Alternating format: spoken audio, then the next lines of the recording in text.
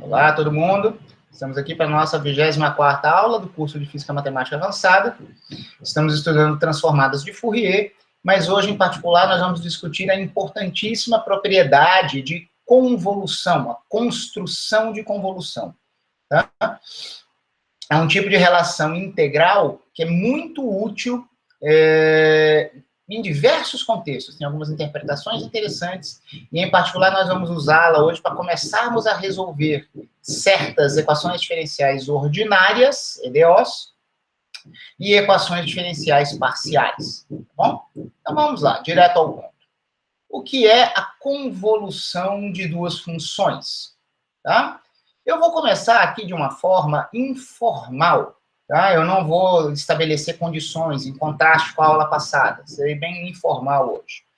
Digamos que F e G sejam duas funções que admitam transformada de Fourier. Tá? Hoje em dia a gente sabe que a gente pode fazer transformada de Fourier até mesmo de distribuições. E convolução pode ser estendida a distribuições também. Mas deixa isso para um momento posterior. Sejam F e G duas funções que admitam transformada de Fourier. Por exemplo, se você quisesse pensar em algo concreto, elas poderiam ser funções de Schwartz, tá bom? Suaves de rápido decréscimo com derivadas de rápido decréscimo. Mas não precisa. Eu não quero discutir nesse âmbito hoje. Pessoal, nós vamos dizer que a convolução de F e G é uma nova função expressa dessa forma, com este símbolo. Isso aqui é bem tradicional em todos os textos, tá?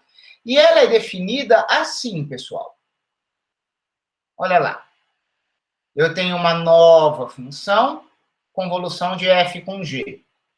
Tá? Ela vai ser uma função de uma variável que eu vou chamar de x.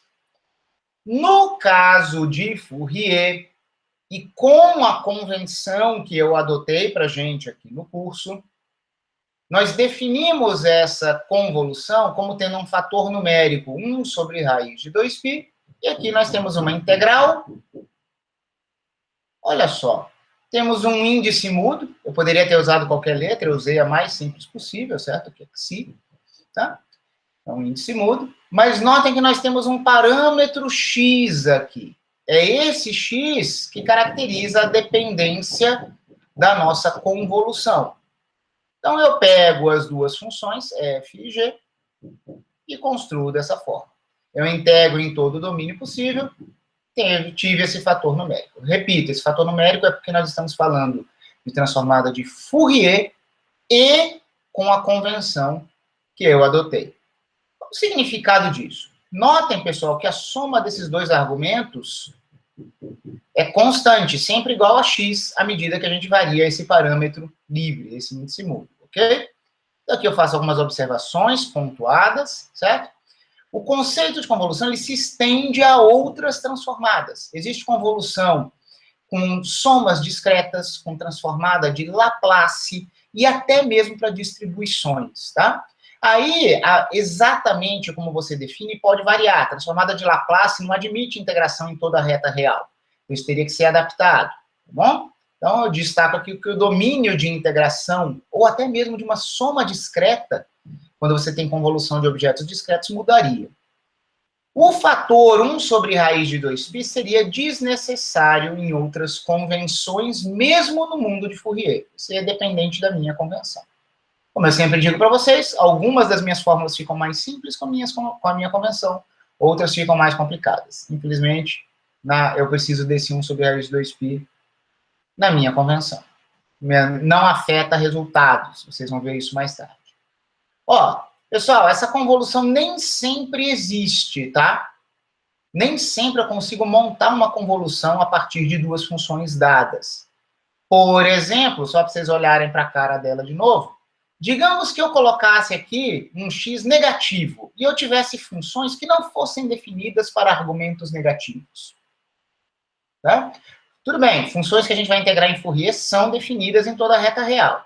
Mas num conceito geral de convolução em qualquer cenário, poderíamos ter dificuldades. Então, uma convolução nem sempre existe. Eu não vou querer falar nada sobre quais são as propriedades de integrabilidade, L1, L2, Schwartz da convolução. Não quero falar nada disso hoje. Claro que essas propriedades vão depender das propriedades atribuídas a F e G, tá bom? Eu tinha destacado já que o conceito pode ser estendido a distribuições, convolução de distribuições, mas vamos tentar interpretar isso aqui e começar a ver exemplos, tá bom? Pessoal, uma possível interpretação, vou usar uma linguagem física aqui. Um sinal total de magnitude x pode ser que ele venha de dois sinais mais elementares que se combinam.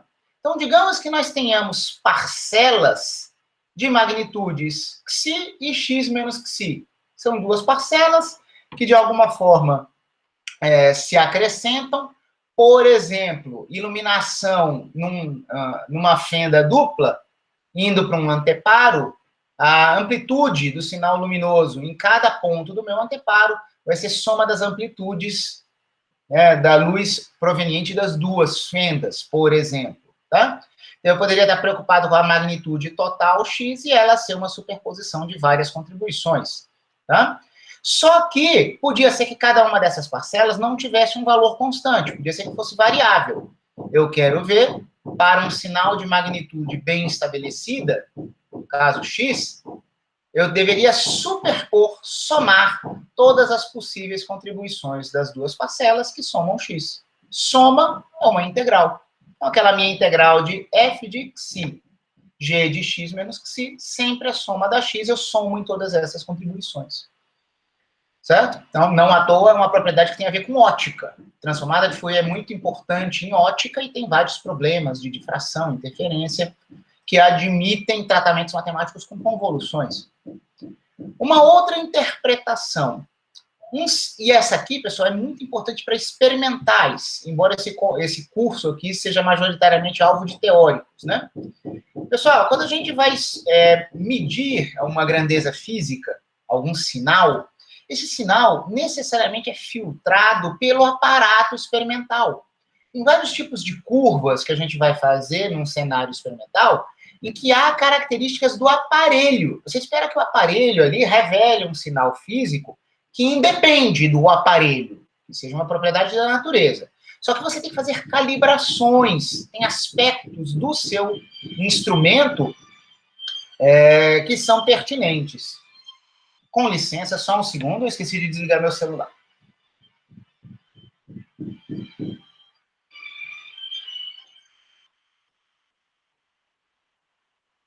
Mil perdões. Normalmente eu não recebo isso. Desculpe a interrupção. Deixa eu desligar aqui para a gente não ser interrompido novamente. Perdão, mais uma vez. Ok. Retornando. Eu estava falando da interpretação na análise de resultados experimentais, certo? Um sinal físico da natureza, digamos assim, do fenômeno físico que você quer estudar, independe do aparato, mas o aparato existe, tem características. Então, um sinal com uma certa cara, você tem que escrever algum tipo de procedimento matemático na preparação do seu aparelho ou na análise dos seus sinais para você interpretar. Tá?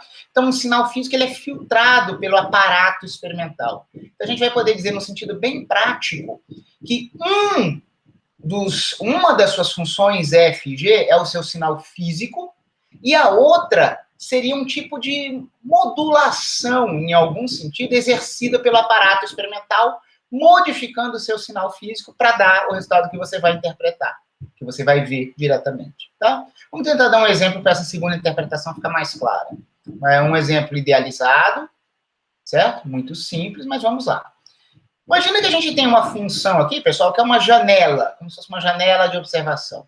Tipo, uma função que poderia ser expressa em termos de uma combinação linear de Heavisides, mas seria um tipo de janela de observação, em que você tem numa certa região, quando o módulo de x é menor do que meio, e ela se anula fora daqui. Tá? Isso aqui vai ser um tipo de filtro. A partir dessa função, pessoal, a gente pode definir uma função com uma certa escala se a gente fizer essa transformação aqui. Ó. Se eu multiplico por 1 sobre A e divido o argumento por A, vocês podem brincar com isso aí, vocês vão ver que a gente vai estar alargando isso aqui para menos A sobre 2 ou mais A sobre 2. Bom, alargando ou estreitando, certo? E, além disso, a amplitude vai cair para 1 sobre A. Então, imagina que a gente tem essa função, e para uma função f qualquer, desde que a convolução exista, vamos calcular a convolução de uma f qualquer, que seria o meu sinal físico, com essa função filtro aqui. Pessoal, vamos usar a definição. Eu disse que na minha convolução há um fator 1 sobre raiz de 2π arbitrário. Eu integro o meu sinal, digamos assim, vezes a minha outra função, de uma forma que a soma do argumento sempre dê x. Certo? Façamos a conta. Pessoal, essa função aqui é 0 em boa parte da reta real e ela é 1 em outra parte. Verifiquem aí essa transformação que eu fiz aqui, essa definição que eu fiz dessa πa. O fator 1 sobre raiz de 2π fica aqui paradinho. Este 1 sobre a aqui fica como uma constante aqui. E vocês têm como verificar que a gente passa a considerar o nosso sinal físico, a nossa função, centrada em x e com uma amplitude de A. Pessoal, fora o fator 1 sobre raiz de 2π, que só está aqui por causa da minha convenção de Fourier, fora isso, o que a gente está vendo é uma média da nossa função numa região de amplitude A.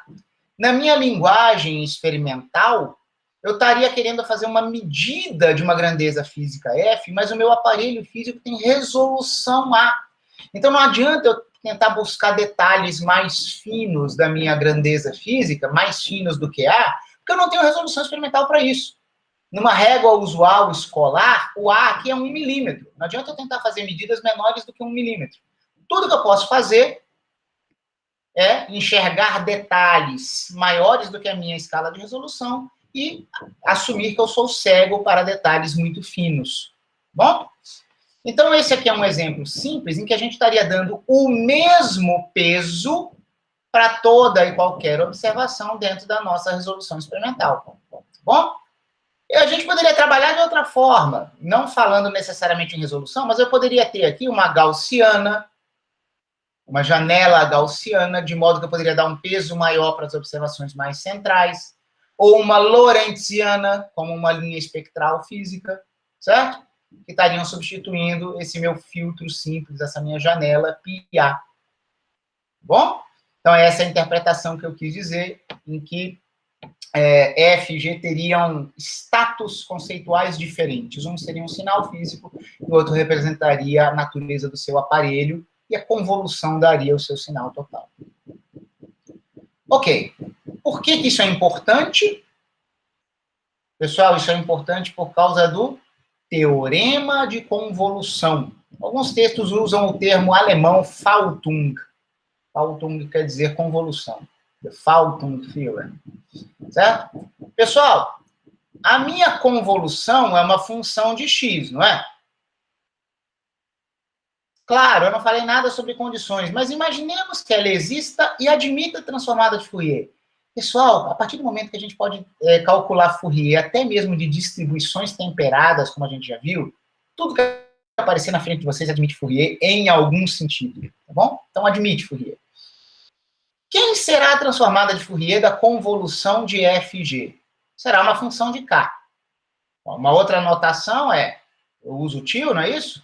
A transformada de uma função dada, uma função de k. Pessoal, magia negra. A transformada de Fourier de uma convolução de duas funções é o produto daquelas funções, daquelas transformadas das funções isoladamente. Pessoal, olha como isso é mais simples. No mundo original, nós temos uma integral de f vezes g, sendo que a f e a g têm argumentos que se compensam para somar x, e tem que fazer uma integral. No mundo de Fourier, isso virou um produto simples. Fantástico. Fantástico. Tá? E se eu tivesse convolução de f consigo mesma, eu estaria vendo aqui potência 2 da transformada. Então, por exemplo, vários problemas físicos em que nós temos hipóteses de que funções de onda são potências, ou funções de partição de n corpos são potências da função de partição de um corpo, é porque, na verdade, a sua você está tratando com um objeto matemático que é um tipo de transformada, e você estaria vendo uma convolução de uma certa função com ela mesma várias vezes. Aqui, no caso, se G fosse igual a F, teríamos potência 2. Certo? Mas poderíamos ter, para eu falar do caso N, poderíamos ter múltiplas fendas, onde cada uma das fendas contribuiria para a amplitude luminosa num anteparo no mesmo ponto. Então, a gente não estaria vendo só 2 sinais sendo somados para dar a minha amplitude total, poderíamos ter vários. Então, a gente poderia generalizar convolução para vários sinais se superpondo, e aí teríamos aqui um produtório de vários termos no mundo de Fourier. Isso é fantástico. Vamos à demonstração. Pessoal, tem várias demonstrações possíveis para isso. Eu fiz aqui a que eu considero mais curta. Ficou um pouco recheada essa parte aqui. Eu deveria ter ido para outra folha, mas eu acho que dá para ver. Vamos lá. Pessoal, ó, a gente deveria calcular Fourier da convolução. Mas eu achei um pouco mais curto. Eu segui um caminho alternativo. Vamos ver aonde eu vou chegar. Então, tá aqui a minha convolução. A definição dela tem um fator 1 sobre raiz de 2π. E repito, mais uma vez, depende da minha convenção de Fourier. Em outras convenções ele não estaria aqui. Mas na minha ele tem que estar, com as minhas convenções. Vocês vão ver por quê. Está esse 1 sobre raiz de 2π aqui. Está aqui a convolução de f e g. Mantenho a f no lugar. Só que eu vou expressar essa g como a transformada de Fourier inversa de G til. Ué, professor, mas como assim? Pessoal, olha o termo que está entre colchetes aqui agora. Esse 1 sobre raiz de 2π é da transformada de Fourier inversa. Note que é uma integral na variável de Fourier k, G til de k, que seria a transformada de k. Se eu tivesse aqui e a menos i kx, se fosse só e a menos i kx, o termo entre colchetes seria g de x. É a minha transformada de Fourier inversa. Ora, mas o que eu tenho é x menos xi. E esse cara faz o papel de um parâmetro, ele não depende da variável de integração k. Então, se eu quero obter g de x menos xi, ao invés de g de x, basta eu fazer e a menos ik x menos xi, ao invés de apenas x. Aí eu obtenho esse argumento, tá bom? Isso aqui é uma identidade. Tá? Esse aqui veio, então isso aqui é a transformada de Fourier inversa da G, e eu fiz um deslocamento no argumento dela. Agora o que a gente vai fazer? Nós vamos inverter a ordem de integração. A integração interna aqui é na variável k. Eu vou para a próxima linha, fazendo a integração interna, perdão, na variável xi.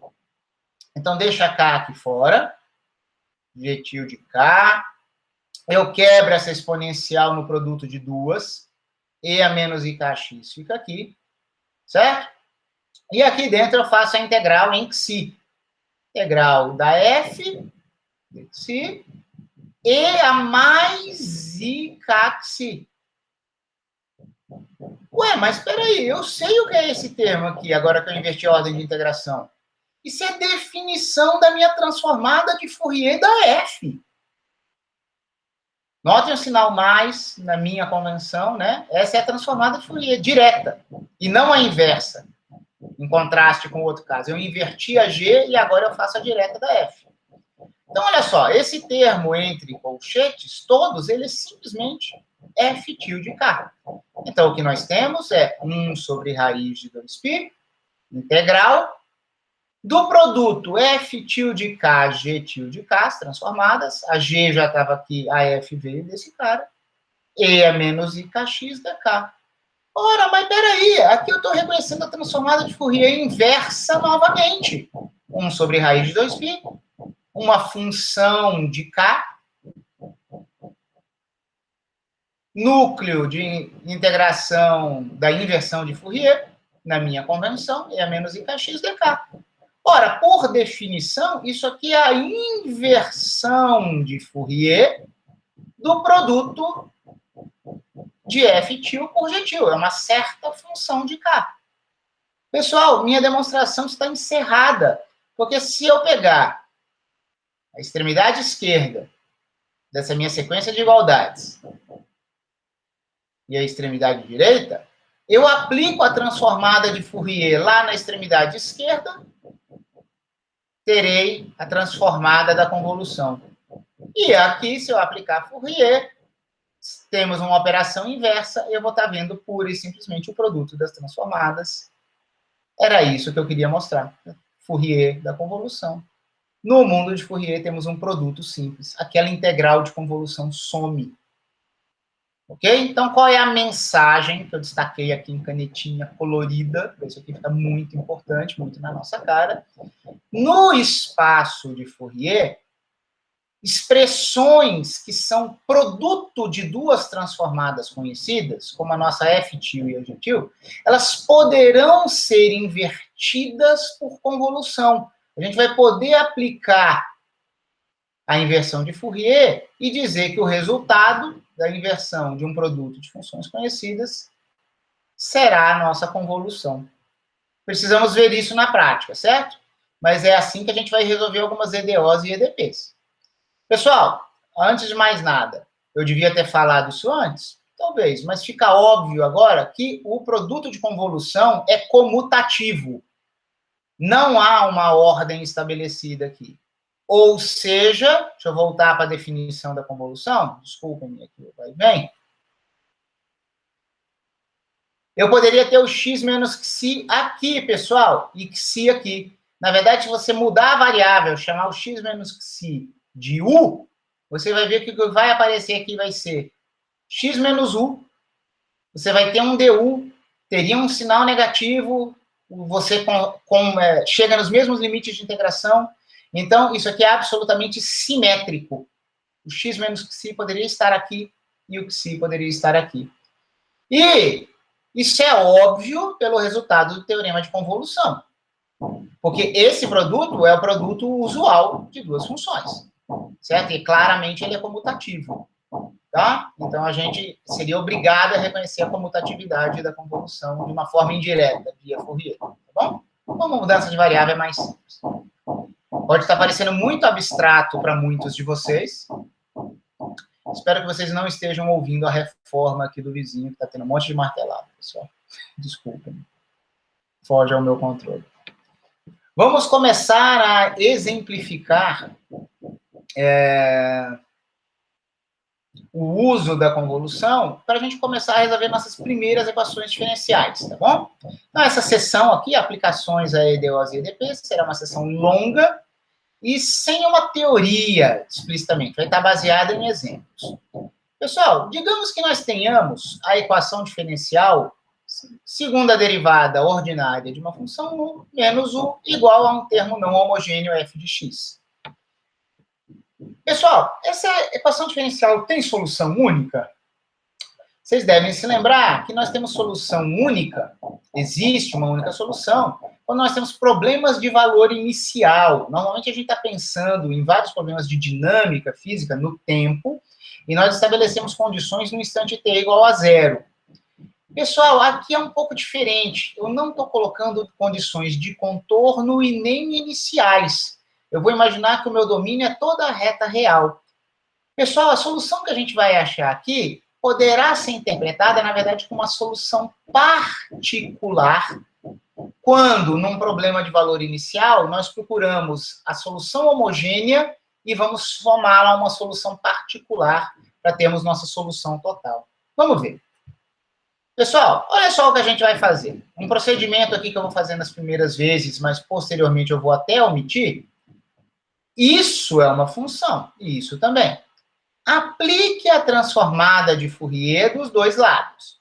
Pessoal, vocês poderiam imaginar que a gente está multiplicando por e a i kx, dividindo por raiz de 2π os dois lados, integrando de menos infinito a mais infinito dos dois lados e aí realizando a operação. Poderiam imaginar tudo isso. Só que, simbolicamente, é tudo isso que eu estou dizendo quando eu aplico a transformação de Fourier no lado esquerdo e no lado direito. Se essas funções são iguais, as transformadas de Fourier são iguais. Agora, olha a simplicidade da transformada de Fourier.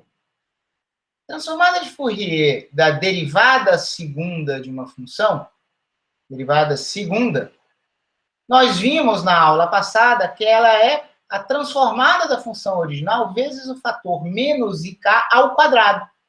Se fosse enésima derivada, teríamos menos ik elevado a n. Pessoal, e nós vimos que o operador de Fourier, ele é linear. Então, aplicando nesse, chegamos nesse resultado aqui. Menos Fourier de U, é Fourier de U, é transformada de Fourier de U, que eu chamo de U-til.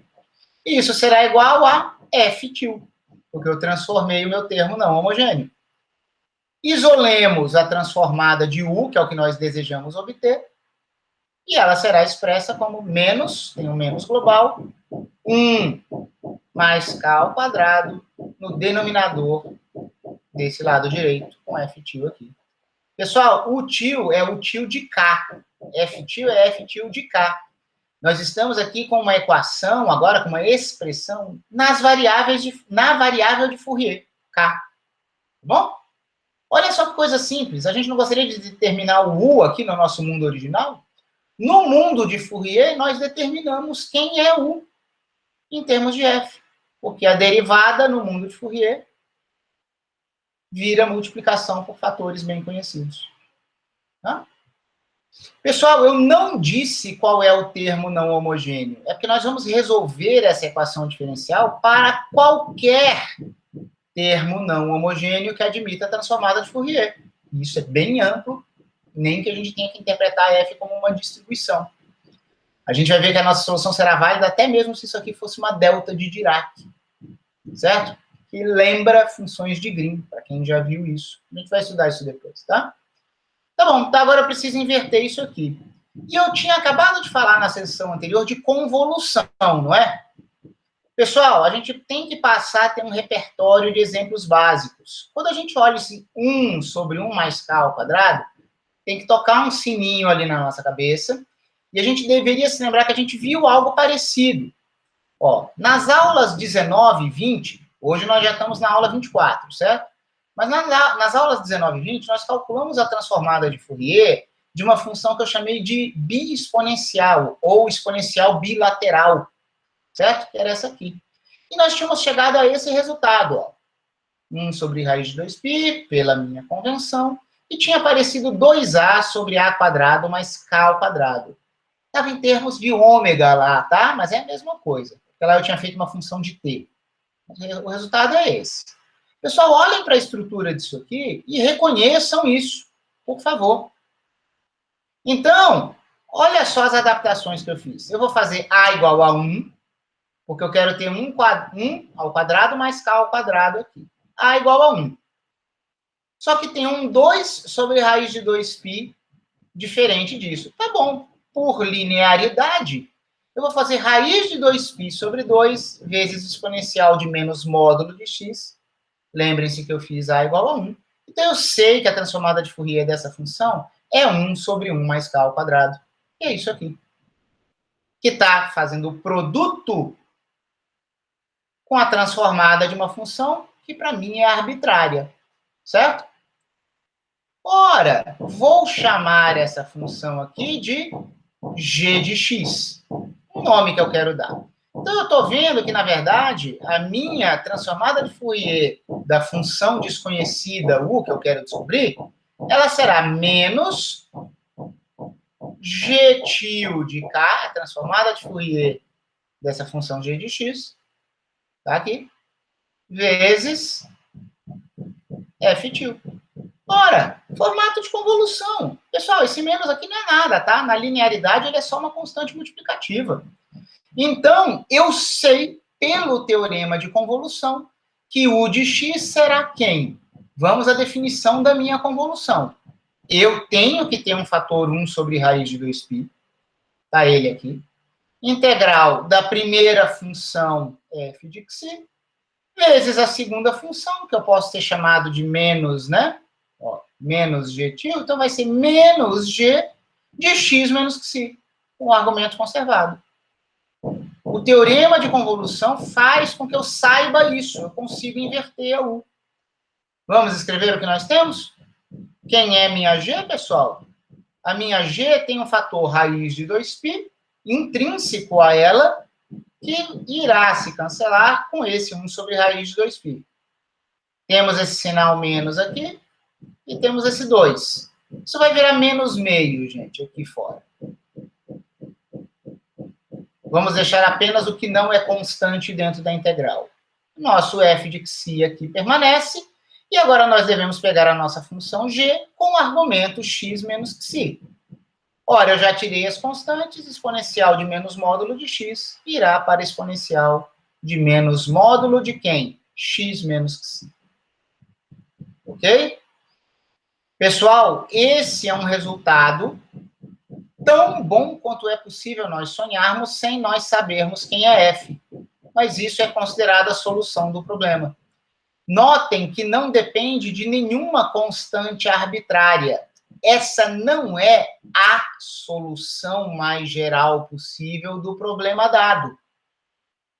Não é. Nós poderíamos superpor a ela soluções homogêneas. Pessoal, se a gente imaginasse a equação homogênea associada aqui, imagino que todos saibam do que eu estou falando, certo?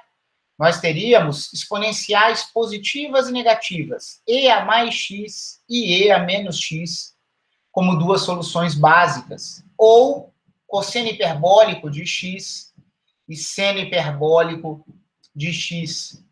É uma base alternativa do mesmo espaço de funções, que seria o espaço de funções da equação diferencial homogênea associada. Então, a gente poderia ter uma constante arbitrária vezes cosseno hiperbólico de x, mais outra constante arbitrária vezes seno hiperbólico de x, mais essa solução particular, que não depende de nenhuma constante arbitrária. Aí nós teríamos a solução mais geral possível para o nosso problema. Então, notem que a Fourier, pessoal, não vai ser capaz de nos revelar, ela não nos mostra a parte homogênea da solução dependente de constantes arbitrárias. Ela só nos mostra o que permanece. Num problema físico, se ao invés de x nós tivéssemos tempo e nós tivéssemos dinâmica, nós sabemos que soluções dinâmicas têm um comportamento transiente e têm um comportamento estacionário, que não lembra mais das condições iniciais. A transformada de Fourier te dá o comportamento estacionário, de equilíbrio. É aquele que sobrevive quando você esqueceu o transiente. Tá bom? E olhem o poder disso. Está aqui essa solução para qualquer f. Vejamos outro exemplo, agora com uma EDP. Só que eu vou fazer uma observação aqui antes de eu ir formalmente para o próximo exemplo. Transformadas de Fourier podem afetar apenas uma das variáveis de uma função de várias variáveis. O que eu quero dizer com isso? Pessoal, imagina que a gente tem uma função que não é u de x, mas é u de xt. E, por algum motivo, pela natureza de algum problema, é conveniente nós realizarmos a transformada de Fourier dessa função apenas em relação a uma das variáveis.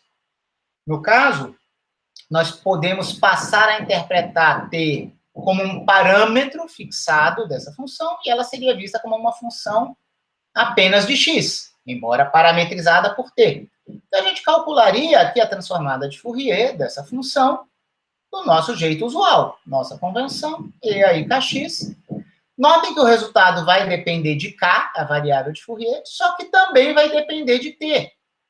Então, olha só, a gente pode ter uma transformada útil de kt, em que a gente mantém o t, que ficou aqui parametrizado, mas nós saímos da variável original x para a variável de Fourier k. Tá? Isso é muito bem definido. Tá? Vamos usar isso para a gente resolver a equação de difusão, ou equação de calor unidimensional. Vamos lá, o que a gente vai fazer aqui?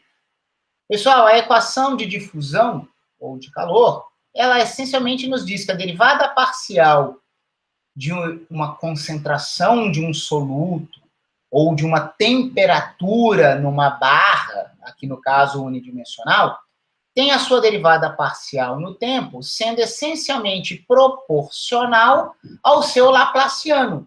Notem que é o Laplaciano na reta, tá? Um D retilíneo, certo? Em geral, seria um Laplaciano aqui. Eu vou dar uma condição inicial. Vamos imaginar que seja um problema de temperatura, de termalização, tá bom? Difusão de calor numa barra. Isso aqui seria a constante de difusividade térmica, tá? No caso térmico. No caso de difusão de soluto, seria a constante de difusão do meio. Matematicamente não importa aqui pra gente. Então, nós temos dado também um perfil inicial de temperatura ou concentração. Ou seja, no instante zero, nessa minha barra infinita, que vai do menos infinito ao mais infinito, eu tenho um perfil de temperaturas. Aqui é mais alto, aqui é mais baixo. Vamos ver qual será o perfil assintótico de temperaturas, tá bom? Em algum sentido. Na verdade, aqui não faz sentido falar assintótico, porque eu não vou fazer o TI para infinito, tá? Mas vamos ver qual é o perfil de temperatura para qualquer tempo, em qualquer posição, sabendo o perfil inicial de temperatura. Pessoal, a gente vai pegar essa expressão aqui e nós vamos aplicar a transformada de Fourier. Só que aí vem uma questão. Eu aplico a transformada de Fourier em relação à variável tempo ou em relação à variável x?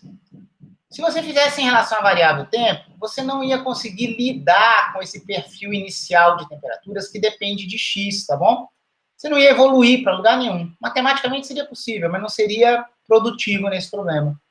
Como a gente quer lidar com uma certa função da posição aqui, nós aplicamos a transformada de Fourier em x. E aí a gente vai poder usar essa relação aqui em cima. Vejamos. Pessoal, se eu aplico a transformada de Fourier na derivada parcial de u em relação ao tempo, é como se eu tivesse del u, del t aqui dentro. Ela vai depender de x e t. Pessoal, essa derivada parcial no tempo e a transformada de Fourier em x comutam. Então, simplesmente, nós estaríamos fazendo del t desta expressão. Del t aqui não tem nada a ver com a minha integração em x ou com a minha variável k. Del t aqui, del t aqui, dá no mesmo. Tá? Então, aplicar Fourier no del t de u vai me dar o del t da Fourier de u. Verifiquem isso. Tá? A derivada parcial em relação ao tempo. Estou sendo bem informal e não matemático aqui, tá? Comuta. Del t e Fourier no espaço comutam. Só que aqui no outro termo, nós temos um efeito diferente. Teremos a derivada parcial em relação ao tempo da transformada de u, essa transformada aqui, né? Vai ser igual a alfa, só que agora, ó, derivada parcial segunda em relação a x, isso vai me trazer dois fatores do tipo menos IK. Agora eu posso interpretar o t apenas como um parâmetro. O comportamento é o mesmo da primeira equação que nós tivemos. Teremos isso aqui vezes a transformada da nossa função desejada. Tá bom? Vamos simplificar isso aqui. Isso aqui dá menos k ao quadrado. Tem o alfa. Menos alfa k ao quadrado, útil. Pessoal, nós chegamos numa EDO. Fomos para o mundo de Fourier e a nossa EDP foi convertida numa EDO. Sabe por que ela é uma EDO? Na verdade, ela não é uma EDO. Ainda tem as variáveis K e T aqui. Antes nós tínhamos X e T, agora nós temos K e T. Só que olha esse termo aqui. Esse termo não depende de T. Ele não é um termo constante de verdade, ele depende de K. Mas ele é constante em T. Então, se agora eu, psicologicamente, tratar o K como um parâmetro, com um valor fixado, isso aqui virou uma constante. Então, nós estamos procurando uma função que seria, psicologicamente, nesse momento, função só do tempo, tal que a sua derivada em relação ao tempo será proporcional a ela mesma. Exponencial. Uma função que tem uma derivada e é proporcional a ela mesma com um tipo de constante, é exponencial. Pessoal, vocês podem verificar a posteriori se vocês quiserem, mas a gente consegue resolver esta EDP vista como uma EDO na variável tempo, e a solução é a minha função buscada, ela é proporcional a uma exponencial no tempo daquela constante que nós tínhamos. Chama isso aqui de lambda, pessoal. A gente está vendo que a solução para útil é E lambda T. Está aqui, E a lambda t. A sutileza é, a constante multiplicativa aqui é uma constante em relação ao tempo, mas pode depender de k. Se alguém duvida do procedimento, se nunca viu isso, se está confuso, verifique. Calcule del t dessa expressão. Isso aqui será tratado como uma constante, vai permanecer. Vai tombar menos alfa k ao quadrado, a exponencial permanece. Nós teremos o menos alfa k ao quadrado tombado, vezes a função original. Tem uma função de k vezes essa exponencial. Verifiquem a posteriori, isso é uma solução desta EDP vista como uma EDO. Só que a gente pode fazer mais do que isso. Jogue t igual a 0. Quando tivermos t igual a 0, isso aqui virá 1. E essa nossa c de k será útil de k 0. Então, a gente pode melhorar isso aqui e escrever que essa constante é útil de k 0 vezes a exponencial dada. Ela não é uma constante, ela não é uma função de k qualquer. Tá? Ela tem que obedecer isso aqui. E agora, pessoal, a gente vai usar o perfil inicial de temperaturas. E vamos aplicar Fourier dos dois lados, porque nós temos uma função de x de um lado, uma função de x do outro. Ora, aplicando Fourier em x nos dois lados dessa equação, nós chegaremos a útil k de 0, f til de k. Então, nós vemos que quem aparece aqui é a transformada de Fourier do perfil inicial de temperaturas. Então, vamos substituir isso. E a transformada na variável espacial, foi para a variável de Fourier k, da nossa solução é essa aqui. Um f til de k, f é uma função arbitrária, perfil arbitrário de temperaturas, transformada, vezes um termo gaussiano. Pessoal, eu vou chamar isso aqui de um g til de k. Professor, mas isso não depende de t também, é verdade, depende de t. Mas ao invés de eu colocar uma vírgula, eu vou botar um ponto e vírgula aqui, porque eu psicologicamente vou interpretar o t como um parâmetro. Eu quero enxergar isso aqui como um produto de duas funções de k. Por quê? Porque eu vou poder inverter a transformação de Fourier no espaço via convolução.